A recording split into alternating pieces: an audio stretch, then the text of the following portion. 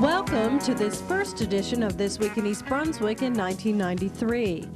This week will show the township's reorganization meeting where 2 councilmen were sworn in and where Ira Oskowski committed to 4 more years as mayor of East Brunswick. Also this week, the Human Relations Council of East Brunswick urges residents to attend an upcoming program called Bias Hurts.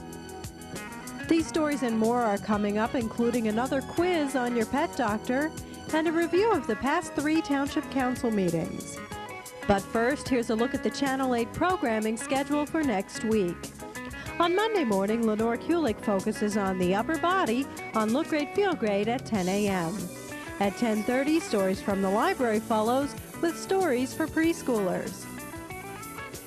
Learn about preventing shoplifting and fraud with East Brunswick Detective Keaveney on the EB18 show.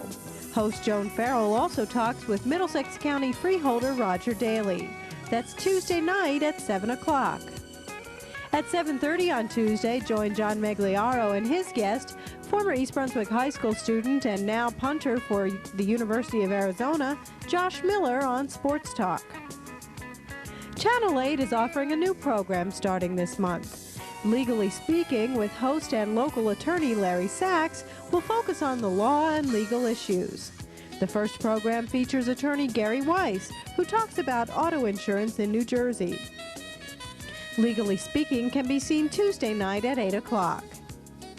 Wednesday night, tune in to Channel 8 at 7:30 for Dolly Vasta on For Art's Sake. The Arts follows at 8 o'clock.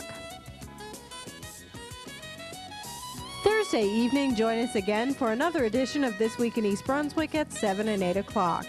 In between, at 7:30, Patty Sullivan discusses the effects of medicine and mixing medicine in the elderly with Dr. Hilary Hanchuk.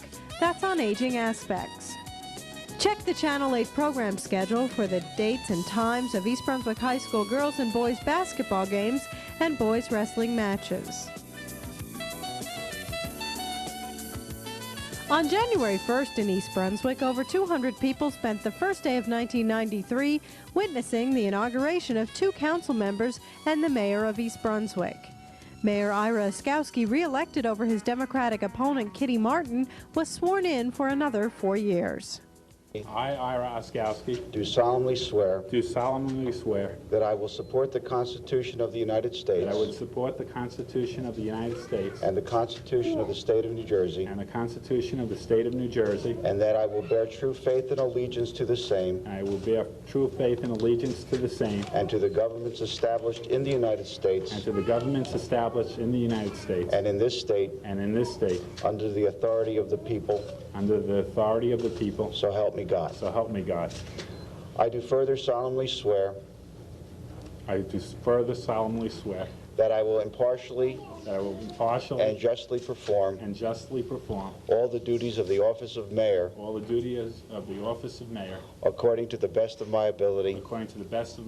Again, so help me God. So help me God. Congratulations. Thank you very much.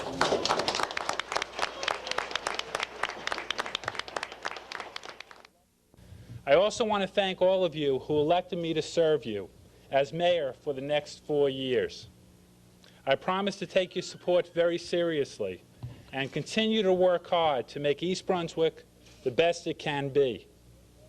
For those of you who did not support me, I hope to gain your support through action. I will be attentive to residents' needs and will be available always in assisting the residents of our great town of East Brunswick. Why is East Brunswick great? Well, some say it is our residents, intelligent, hardworking, and involved. Some say it is our township services, such as parks, public works, public safety, the library, and senior services. All of them rank high in the state of New Jersey as highly regarded. Some say it is our school district, not only one of the best in the state, but one of the best in the country.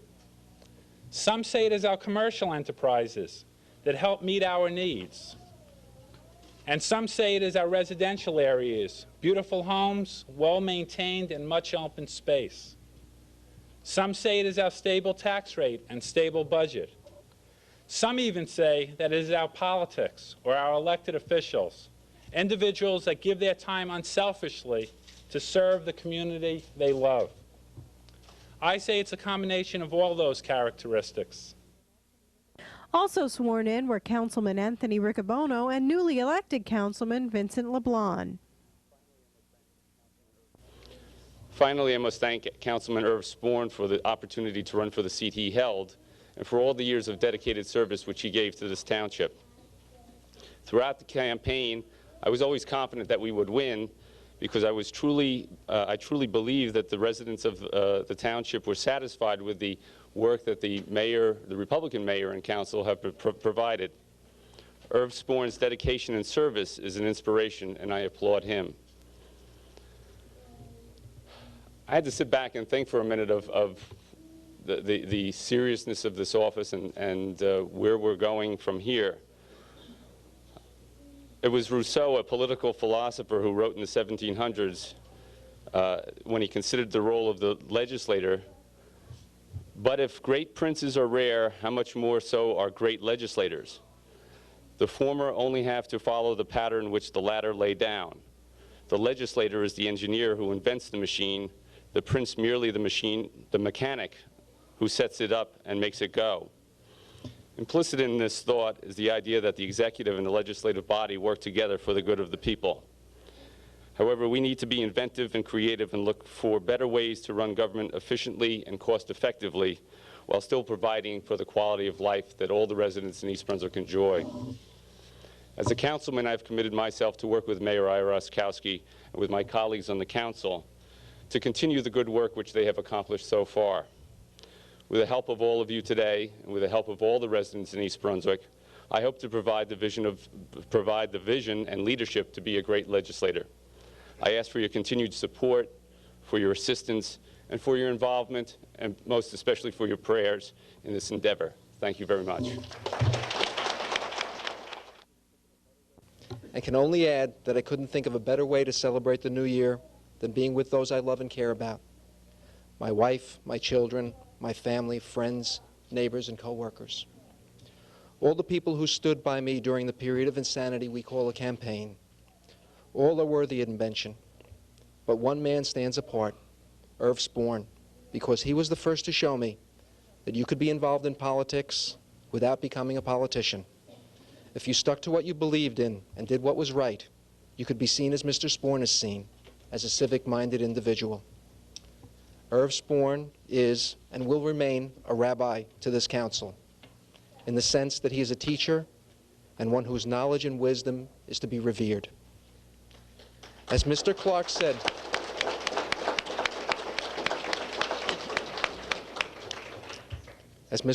said, so eloquently the other day, I am better for having known him. But this is a beginning, an inauguration, a new year. And Nehru said it best when he said, "Time is not measured by the passing of the years, but by what one does, what one feels, and what one achieves." Ira, Vince, and I worked hard. We had a personal sense of triumph, and yet our achievement is yours. The people who helped us, pushed us, listened to us, and believed in us. We thank you all, and I thank them. While we've worked together for East Brunswick in the past, we've set new goals. We look toward greater achievements. And as before, we can only do this through your will and with your help. As a matter of business at the reorganization meeting, the Township Council re-elected Dave Zarnowski as Council President and Tom Clark as Council Vice President. The Council also voted to appoint its members to the boards and committees which require Council representation. Also reappointed to their positions were the Township Department Heads. All department heads retain their positions with the exception of Township Administrator Jack Coughlin. Mayor Ira Oskowski appointed former Westfield Mayor Raymond Stone to that post. Prejudice, racism, bias, hatred, an epidemic, one that we must keep from spreading. We no longer can shrug our shoulders and look at the opposite way. We need to condemn all acts of prejudice and racism. Hi, my name is Rebecca Brenowitz. I'm a member of the Human Relations Council of East Brunswick. I'm inviting you to attend our community-wide panel and open discussion on Sunday, January 24th at 2 o'clock in the East Brunswick High School. This forum is called Bias Hurts. You don't have to be a victim of a bias crime to know how badly it hurts us all. At this forum, you'll be able to hear from a diverse panel of speakers. Let us learn more about what is a bias crime, how bias develops, why it hurts, and what might we as parents and educators do to better teach our children to live together, respecting each other's differences, and also, just as important, finding and acknowledging similarities between one another. The teaching of human differences, whether it be in the school or at home, is an important part of the long process of achieving a strong and healthy sense of identity. How we feel about others is often a reflection of how we feel about ourselves. We need our children to grow up free of bias, not only because it is right and fair, but because our very way of life is enriched by our ability to live with diversity. We need you to attend this forum so that we may exchange ideas, share our knowledge, meet our neighbors, and walk away with a common and united goal: to help wipe out racism and to emphasize the importance of respect for all people. This message has been brought to you by the East Brunswick Human Relations Council.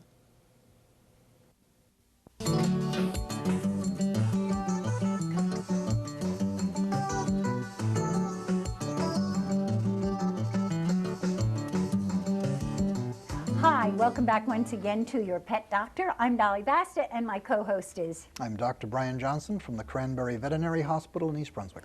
And today is Turnabout, Fair Play. I've got some questions to ask you. These are questions people called in, and so here goes. Can a litter be sired by more than one father? Yes, they can. Actually, the process is called superfetation. Without going pornographic about this. Dogs and cats, of course, their heat cycle is almost entirely controlled hormonally. During the period of acceptance, they can accept more than one male in the process. And since they'll have any place between 6 and 12 puppies, if the breeding is done at a fairly similar time, you can have some fathered by one and some fathered by the other. So it's possible to have a poodle that has mated with a dachshund and a German Shepherd, and of course you're going to have an extremely varied litter of puppies. I wondered about that because we got our pup Duff from a litter, and every single puppy in that litter was totally different. My daughter got a puppy from the same litter. Her dog actually looks like something out of a Disney movie. I mean, adorable. I don't mean that nastily, but just he's adorable. Ours looks like a small chocolate lab. And they're entirely different. Yeah, something else you have to consider. When human beings have two babies at the same time, they're usually identical twins which have come from one egg that has split into two. So they're going to be identical. The similarity between two puppies or kittens in a litter, it has no more closeness than brothers or sisters in humans that might be 20 years apart. They're two completely separate eggs which are fertilized. So there's no more similarity between puppies in a litter than any puppies or people born over a long period of time. And just as my brother is short, heavy-set, and totally bald, I am somewhat the opposite. I take after one part of the family, my brother the opposite. The same thing can happen to puppies within the same litter because they are not identical twins. They are simply brothers and sisters that happen to be born at the same time. All right, that really leads me into the next question. Again, it's a great segue, because the other question was, different puppies of a same litter often are completely different in temperament, each one, or have idiosyncrasies that don't go to each one of the pups. If you'll notice, the more similar the background, the more similar the puppies. If you were to breed two St. Bernards, the puppies are all going to have the characteristic look. If you were to breed 2 Dobermans, they're all going to have the same look. But when you breed 2 All-Americans, or mixed breeds, the parentage is completely varied, so you have a whole bunch of different things to throw into the pot. So that's where you're going to come out with 1 black puppy, 1 yellow puppy, 1 spotted puppy, because they're taking after the many different backgrounds that are in the hereditary tree. The temperament also is different? Same thing with the temperament, same thing with people. You probably know people who have litters of people, brothers and sisters that are very different in temperament. And the same thing happens because they're taking after different parts of their background. It's very interesting. One other thing I wanted to say before, and I'm getting the signals to speed it up, but because these were really great questions that were asked to me, any of you who have questions that you would like to add to our quizzes here to catch either one of us, please just write to either Dolly Vaster or Dr. Johnson, Channel 8, it's East Brunswick Library, East Brunswick, New Jersey, 08816, and we'll be glad to answer them for you. Love to have them. Yeah, we would. Yeah. See you next week. Take care. Son, I figured when you were old enough, I'd talk to you about drugs. I'd tell you they're nothing but poison. Tell you to stay away from the garbage that pushes that junk. Only I never figured that I ought to be telling that to a 13-year-old. If you don't teach your kids to say no to drugs, it's as good as saying yes. Prejudice, racism, bias, hatred, an epidemic. We must stop it from spreading. We no longer can shrug our shoulders and look the opposite way. We need to condemn all acts of prejudice and racism. Hi, my name is Tyrone Glasgow. I am a member of the East Brunswick Human Relations Council. I am inviting you to attend our community-wide panel and open discussion on Sunday, January 24th in the East Brunswick High School at 2 p.m. This forum is called Bias Hurts. You don't have to be a victim of a biased crime to know how badly it hurts all of us. At this forum, you will hear from a diverse panel of speakers. Let us learn more about what a bias crime is, how bias develops, why it hurts, and what might we as parents and educators do to better teach our children to live together, respecting each other's differences, and also, as important, finding and acknowledging similarities. The teaching of human differences, whether it be in the home or school, is an important part of the long process of achieving a strong and healthy sense of identity. How we feel about others is often a reflection of how we feel about ourselves. We need our children to grow up free of bias, not only because it is right and fair, but because our very way of life is enriched by our ability to live with diversity. We need you to attend this forum so that we may exchange ideas, share our knowledge, meet our neighbors, and walk away with a common and united goal to help wipe out racism and to emphasize the importance of respect for all people.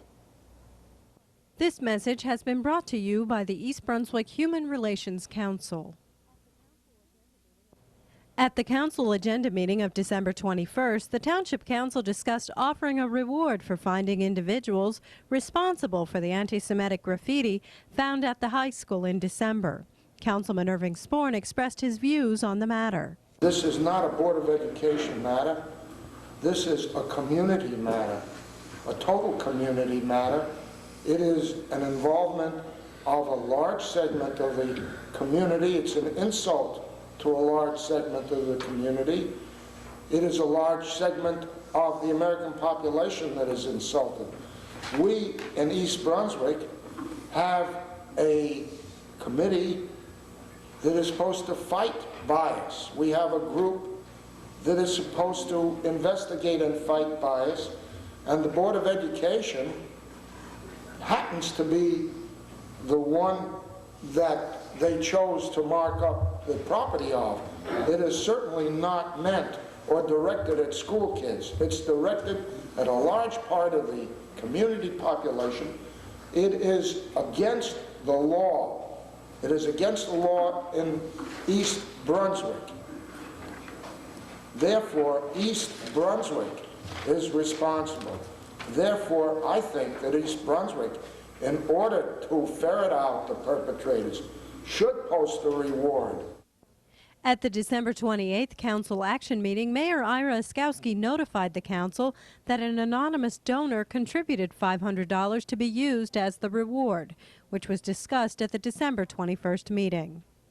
Also at the meeting of the 28th, Councilman Irving Sporn was honored by his peers for his service to the township. Mr. Sporn should be applauded for his unselfish giving of time and energy to the township of East Brunswick.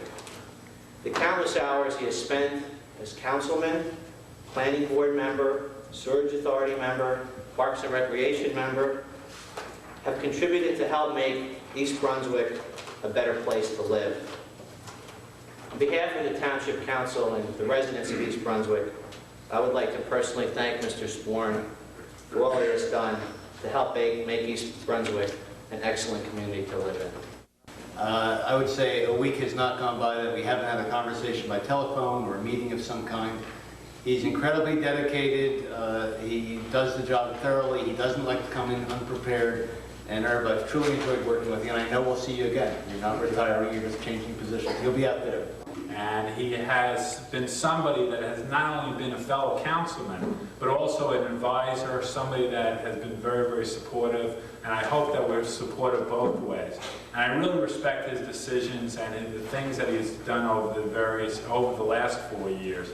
And it's not, we're not saying goodbye to Herb Sporn, because he's still going to be on several other boards and commissions, still going to be very, very active in town with his wife Edith, who has also done a fantastic job. And we're going to miss him on this council table, but we're not going to say goodbye. And I just want to say to him that I really respect him, and you know, we're going to be very close for years to come. And I would like to thank them all for giving me an opportunity to serve the township. But better than that, and more importantly, the surprise that I got tonight when my wife walked in made it a really doubly important moment, because without her, there couldn't have been a councilman. Without her, there couldn't have been an individual who could do what he could do and do it the way he wanted to do it as best as he could, without the backup, patience, indulgence, early dinners, and everything else that go into being able to sit up here and help govern a town like East Brunswick. It's a major job. We're doing, all of us here, and I speak for all of us, are doing a major job in keeping this town a wonderful place to live in, a wonderful place to grow up in, and a wonderful place to spend your whole life thinking about. Thank you all for everything.